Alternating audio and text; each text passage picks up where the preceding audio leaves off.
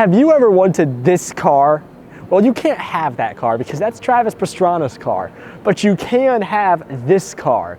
This is the 2023 Subaru WRX GT, and the WRX was the basis for the aforementioned Pastrana car. And of course, this car has been, to say, very controversial. Is it really as bad as people say? Let's find out. Of course, if you made the mistake of not stopping by the DC Auto Show this year, you have to rectify that in 2024. Make that your resolution. The 2024 DC Auto Show will be around the same time as it was this year, so around late January, and you can see some really cool cars, like Travis Pastrana's personal Subaru here. Let's start here at the front of the WRX, and of course, you have the famous Subaru hood scoop, the absolutely massive real hood scoop on the front of the vehicle. You do have LED headlights, fog lights, auto high beams, and on the highest end, the Subaru WRX GT, you can get steer and responsive headlights, which will turn as you steer to make sure the road is as illuminated as possible. Moving along to the side of the WRX, before we talk about the elephant in the room, the first thing I want to talk about are the 18-inch aluminum wheels. I believe these are limited to the GT in terms of the color of these wheels. As you move back, you have heated and power folding mirrors. That is very nice to see on this vehicle.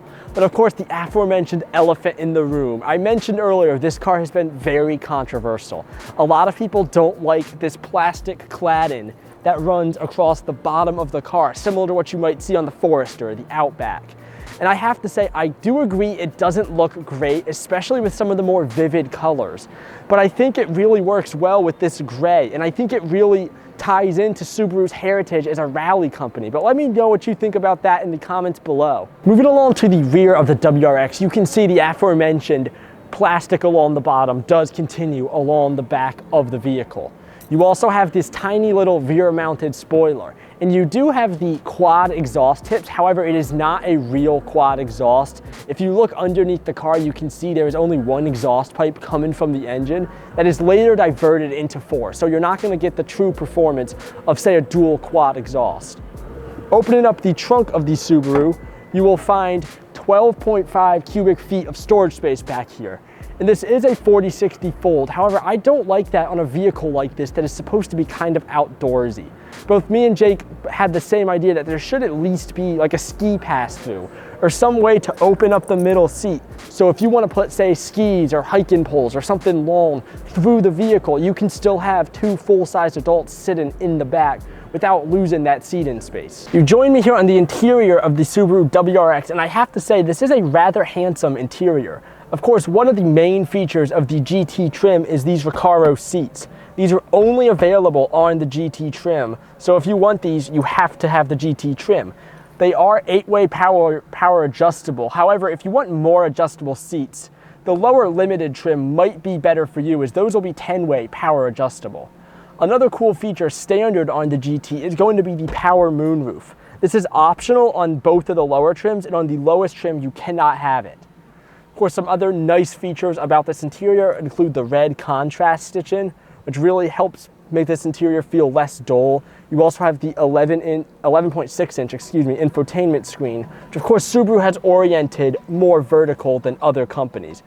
Another little interesting thing is this weird little storage cubby right behind the cup holders. It's not quite the size of a traditional phone with a case on. Maybe without a case it'll fit, but I'm not quite sure what you're gonna put there. And I think they could have allocated that space to this little center cubby being a bit larger. Now in the rear of the WRX GT, I have to say this area is a little bit disappointing. My first major complaint is the headroom isn't great. There's a little bit of a bubble here to help make some more room, but I'm even starting to hit my head.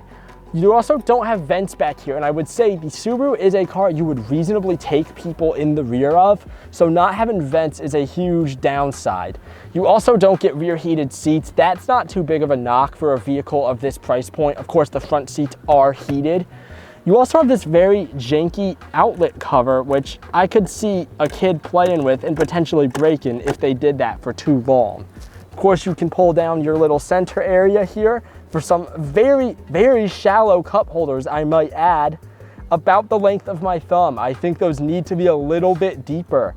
Overall, I think they left a lot to be desired from this rear. Under the hood of the WRX, you'll find the 2-liter 4-cylinder Subaru Boxer engine. This is going to produce about 271 horsepower, about 258 pound-feet of torque. It's going to get you about 19 miles per gallon in the city and about 25 on the highway. And of course, being a Subaru, this vehicle is all-wheel drive. So what is a Boxer engine? Basically, the pistons are aligned sort of in a flat box shape, which allows the engine to sit a little bit lower in the engine bay, allowing for a lower center of gravity, which should, in theory, overall produce better handling. One complaint I have about the WRX GT trim is that it's marketed as the sports trim. It's supposed to be the sporty trim. You get the Recaro seats, all these nice features for a more performance feel.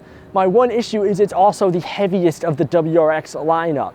It's 3,554 pounds, which is about 20 pounds heavier than the next trim and about 200 pounds heavier than some of the lower trims. And I think for a performance vehicle, you really do want to strip out some of the amenities to give it that performance feel.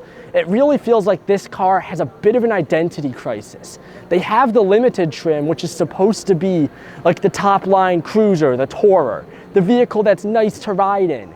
This should have been the stripped out, sporty, rugged trim for all those people who just want performance. But it seems like other than maybe the Recaro seats, they didn't quite commit to that. Of course, the WRX is in fact a Subaru, which means it's going to be one of the safest vehicles on the road. This does have the Subaru EyeSight safety package equipped. So you're going to get adaptive cruise control, collision throttle management, so if the car detects you're about to crash, it'll manage your throttle to make sure you don't accidentally slip your foot on and put more power into the collision.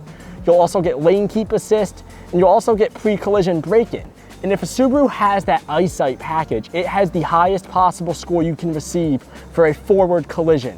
So if you have a WRX, you actually have to try to get seriously hurt in a forward collision, and the vehicle will actively be trying to stop you. Of course, one of the coolest things you can find in Subaru's booth here at the 2023 Auto Show, be sure to check out next year's Auto Show around the same time, is a dog adoption center where every couple of hours they'll cycle a few dogs through here. So if you want to adopt a dog to go with your brand new Subaru, you can. Now back to the video. So what do I think of the Subaru WRX GT? To be honest, I don't know, and I would love to hear what you guys think down in the comments below.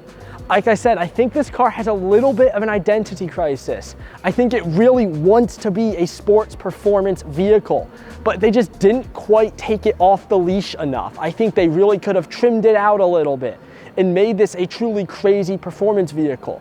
Instead, it feels like they took the limited, made it about $3,000 or $4,000 more expensive, and gave you some kind of uncomfortable Recaro seats. So that's it. One of the most controversial cars to release in the past couple of years, the Subaru WRX GT. I'd love to know what you guys think down in the comments below. And once again, huge shout out to the DC Auto Show. If you weren't able to make it this year in 2023, definitely come 2024. It'll be around the same time, so late January to early February. You can find it here at the DC Convention Center. I've been Colin, this has been Gas Guzzlers. Like and subscribe for more weekly automotive content, and we'll see you next week.